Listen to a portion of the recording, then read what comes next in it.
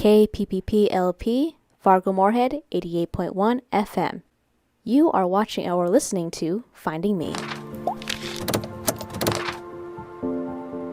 Hello everyone, welcome to Finding Me, where we are adding the local queer colors to your airwaves. And I am your host, Nemo. Long time no see or hear.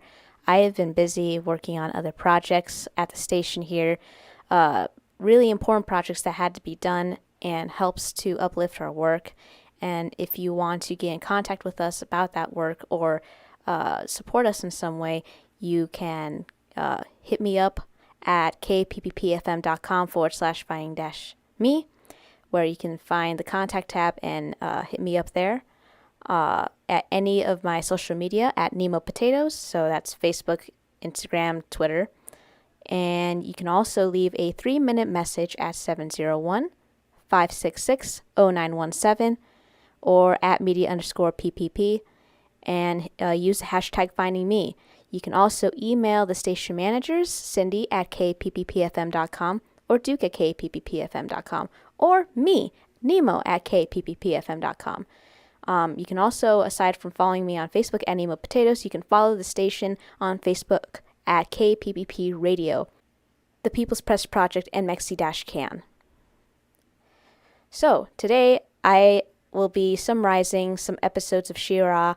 I'm up to season 3 as of last night that I watched it. But overall, I've been told that I should give it a try before I take it out or whatever, push it down, knock it over. Don't knock it before I try it. But I'm already pretty good judge of what I think is good, or at least for me. I mean, you can ignore my cruddy take on it if you want to.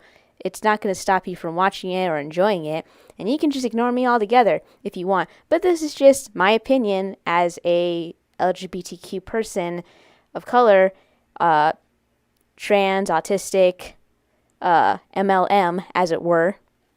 So, I wrote down my notes. I'll be talking about the She-Ra reboot, which, if you were a kid in the 80s or just happened to look at it in the 80s, you might have seen it one way in the 80s styles and how all the ladies looked the same or mature because that was the art style of the time.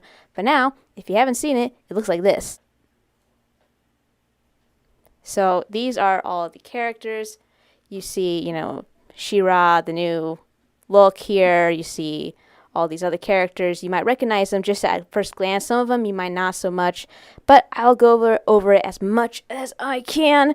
But yeah, you can see most of the characters here in the image that I got. And let's go through this analysis right now, because this is just the first 2 episodes that help set it up. And I'm going to give it the fair chance that it deserves. I'm not going to lie and say, I hated it because of, some arbitrary thing. I'm either going to like some parts of it or not like some parts of it, and so on. So, here we go. First episode. It was called The Sword, Part 1. And I wrote down a bunch of notes. I had to live tweet thread on my fan account, which I'm not going to share with you guys right now, but if you find me, great, and if you don't, well, haha. But anyway, The Sword Part 1. This episode didn't leave much of an impact on me, but it's part of the setup that concludes in episode 2, and some cartoons do this really well, and some not so much, but I'm trying to be as fair as I can and honest about what I like or don't like. So my opinion, in the grand scheme of things, shouldn't matter about whether or not you watch it, and it doesn't make it a bad show, and it's actually fine, and just not to my taste, or the creator's usual style of writing doesn't translate as well from webcomic as it does to animation, in my opinion. So, picking up my notes again here. So, number one thing I wanted to point out was that this show has a simple animated style, and this could be because the toys are easier to make if the cartoon is simple, so that when, the kids go looking for these toys of their favorite cartoon, it doesn't look too different than what they saw on the TV show. Do I blame the artists? Not really. Can I side-eye them a little bit? Possibly, but not really their fault. And as long as it's consistent, then you don't really have a problem most of the time. Also, it's just not specifically to my personal taste and aesthetic. There are some beautiful shots and there's some beautiful looks, and maybe even the art style over time will change a little bit to fit with the growing audience. I suspect that this show will last about 2 to 3 years if they're going to be churning out a certain number of seasons in a quick span of time. I mean, just the first 2 seasons have about, I'm just this is off the top of my head, and I haven't looked again, but like 12 to 13 episodes per season, and then the third season has 6. So based on that pattern, and because it's coming out of DreamWorks, I'm going to assume that, like Voltron, it's going to go like 12, 13 or so episodes, and just churn this out 6, 7 before it burns out its unfortunate crew, and then like gives us back the 11 to 12 to 13 episodes to finish it off and get it out. So, next point I have here to put is that I've never watched the original She-Ra, and I've never watched He-Man for that matter, and my only frame of reference is on Netflix, the Toys That Made Us documentary series, talking about how it was literally just a cartoon show to help sell the toys. And, that's my only frame of reference. And going into the first episode, like actually talking about it, like the content of it, it introduces us to the character Adora, her life working for Lord Hordak against the princesses and Bright Moon. And so it sets that up like, okay, so she's already like brainwashed in the mesh of it, like, because she's been there all her life. That much we can tell.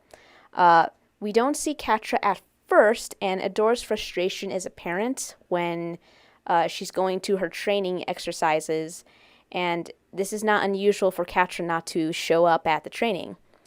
And so the training mission presents that Adora and her peers believe themselves to be the liberators fighting the rebellion insurgency of Bright Moon, and to work toward defeating the Queen of the Princesses, whom are portrayed as vicious and violent.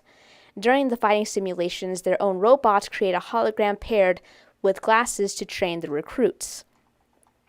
So, Catra then shows up late. She's over their heads, waiting for her chance to sneak up and finish the job on her team that has already done a lot of the grunt work and get past the Hollow Princesses. So then, she takes the glory, and Adora, with the right justification for it, scolds Catra for this, and Catra could literally care less about the lack of cooperation on her part. So for what it's worth, Catra lightly insults her in what she may think is teasing by commenting on her stupid appearance, dangling from inside the pit she fell into. So Shadow Weaver afterwards, in this exercise, congratulates Adora on her record completion time of the exercise. And Adora does her best to stick up for Catra by mentioning that Catra completed it as well, to which Shadow Weaver doubts Catra's methods and abilities, nor does she really care. And when Catra sarcastically speaks up, Shadow Weaver reacts with a seething rebuke. Catra cedes to this, while Shadow Weaver sweetens in tone to Adora to walk with her, while she explains her promotion to Force Captain and the responsibilities that are entailed with that, including the possible problems that will come up. And it's already obvious who the favored child between these two is. She is also informed, Adora is, that her friend Catra will not be joining her team or the rest of the team that she grew up with, for that matter, because they would only slow her down, and that Catra should have worked harder to prove herself to Shadow Weaver, so if she wanted to be Force Captain or to be involved in any team Adora was on. And doesn't Adora want to, since she was old enough to want anything, to be this Force Captain and take over stuff of the Horde? Isn't that what she's always wanted? She raised Adora with Catra, after all, when she was an orphan. She really should have proven herself, and if they were going to do anything, I mean, come on. We then cut to the characters of Bright Moon. So now we have this comparison of what's going on the Horde side and on Bright Moon. We cut to those characters. Princess Glimmer is approaching her mother, Angela, the Queen of Bright Moon. This one I actually wrote down more in detail about how this went down and like what really bothered me. So let's see. I still think that this hasn't really been resolved very well, and I feel like it could have been been done better? I don't know. Maybe there's a chance. I will never know if that chance will be taken, considering the events of season 3, which I will not speak on until I actually get to that review part. But what I do expect from writers like this who don't know how to confront and communicate problems, to plan a course of action to address them, and then put those plans into action to reach some sort of logical conclusion that solves a problem. But anyway, here's what I wrote regarding Angela and Glimmer's relationship in this episode. So I'm kind of annoyed by the oversimplification of Princess Glimmer and the argument or fight with her mom, but there's so many things going on I'm annoyed by what is presented.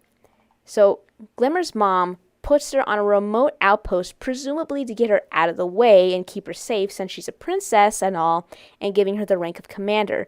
Incidentally, that same outpost got attacked. Glimmer wants to take responsibility and defend it, which is a mature decision on her part, and the mom doesn't convey this very well, and she only wanted her out of the way and safe and not actually do anything, which sets up this terrible communication between parent and child in this dynamic. And in my opinion, Angela should be honest instead of setting up this problem for failure, and Glimmer may very well be overeager to participate in her role as a commander, but we just don't know because she wasn't given the chance. In this first episode, it doesn't really make it clear to me right away whether or not Glimmer is ready for that role or if she's too immature per se. It's a toss-up for me so far when her mom handles their relationship as a parent and child rather than a queen to her commander as she had promised, and suggests she didn't want the title to mean anything or have any power behind it, which just sabotages both of them for their relationship and the livelihood of their people and territories. So maybe this is supposed to juxtapose one mother figure to another, Shadow Weaver to Angela, and the children under their care, along with how they handle giving them responsibilities and whether or not they undermine them. In my opinion, then, if that's the case, they managed to make Shadow Weaver a great mother in comparison because she actually trusts Adora with her new position and expects her to take on those responsibilities and problems that come with over Angela, who knows these responsibilities and problems exist and doesn't trust Glimmer with any of them. Is this the intent? Maybe not, but that's how I interpret it. Okay, I'm going to cut off this analysis here for part 1. Look forward to part 2 of part 1 of The Sword. I will get into part 2 of part 1 of The Sword. I know it's a little convoluted, but I needed to pace out my shows for my own health. But I hope that you can support me and my work here at KPPLP. Thank you. Did you find yourself today while finding me? Feel free to send me a message. You can contact us at 701-566-0917, at Nemo Potatoes on Facebook, Twitter, or Instagram. Contact me through my contact on kpppfm.com/finding-me on that tab, or email me at nemo@kpppfm.com. If you'd like a sneak peek to the building of Finding Me programs in the future, consider becoming a patron at my Patreon at patreon.com/anemonefish. Follow us on Facebook at 88.1 FM Fargo Moorhead, the People's Press Project, and Mexi-Can. Donations to Fargo Moorhead's newest low-power commercial-free radio station can be made at our website on kpppfm.com/donate, and check out our underwriting opportunities at kpppfm.com/underwriting-opportunities on how you can support the first queer radio program in the Red River Valley. Thanks for tuning in. See you next month on the first Wednesday here on Finding Me.